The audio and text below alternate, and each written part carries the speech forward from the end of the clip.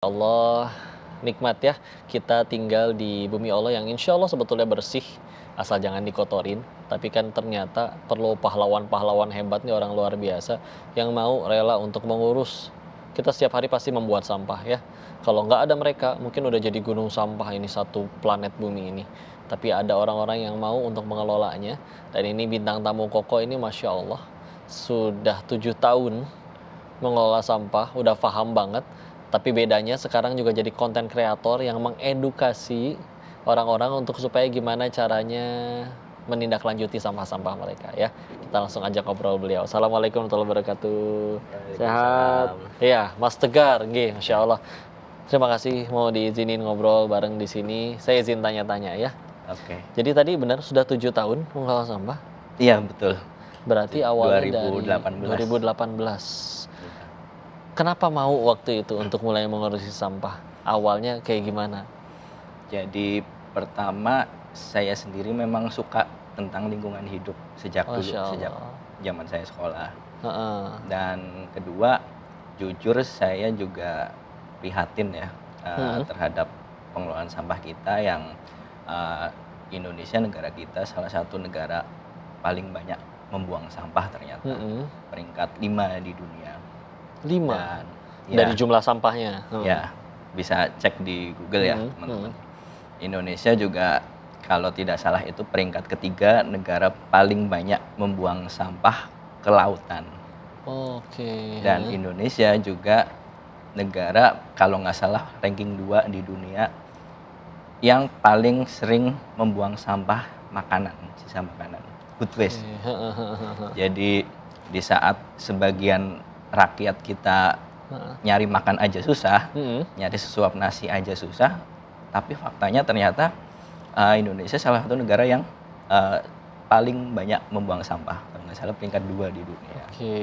Nah dari fakta-fakta itulah jujur saya juga sangat gregetan ya, gregetan pengen beraksi nyata gitulah. Dan ketika penduduk kita semakin bertambah kan otomatis sampah semakin bertambah ya. Betul. Tapi sayangnya tata kelola sampah kita, kesadaran masyarakat kita itu sudah puluhan tahun nggak ada perubahan signifikan ya. Jadi itu mungkin motivasi utama saya. Mulainya berarti dari serumah dulu atau sekampung dulu? Jadi dulu ceritanya saya itu tingkat desa dulu, skala desa. Satu desa. Iya, jadi kebetulan di kampung halaman saya di Banyumas, Jawa Tengah ya. Iya. Itu ada program, jadi setiap desa dianjurkan untuk membuat kelompok swadaya masyarakat dulu. Yang khusus untuk mengurusi? Iya, khusus untuk mengurusi sampah. Nah, kebetulan di desa saya sama kakak saya yang terjun ke yang situ. kebagian peran itu. Sama 2 sahabat saya lah. Itu di 2018 tuh? Iya, betul. Itu awal mula paling kita ngelola sampah 20-an rumah itu. Rumah.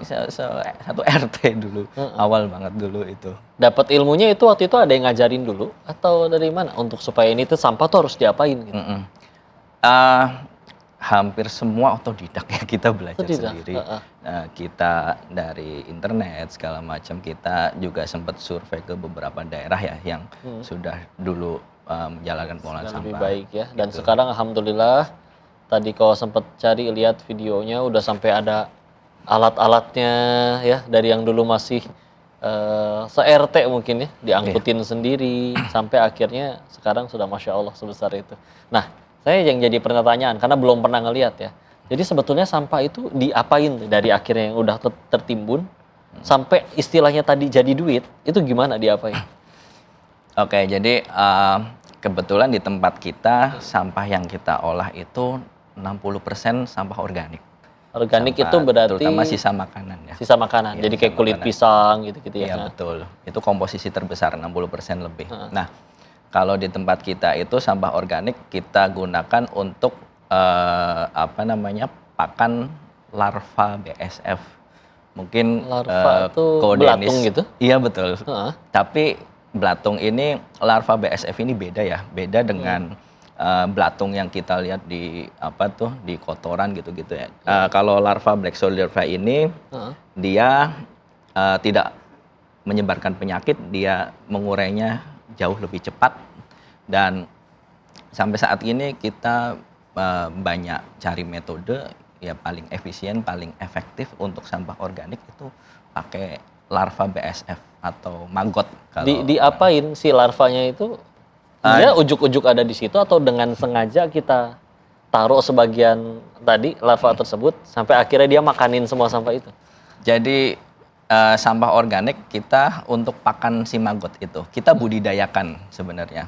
Jadi kita emang udah ada nih di budidaya. Iya, dibudidayakan, kita bikin siklusnya, kita ada pembibitannya, ada siklusnya.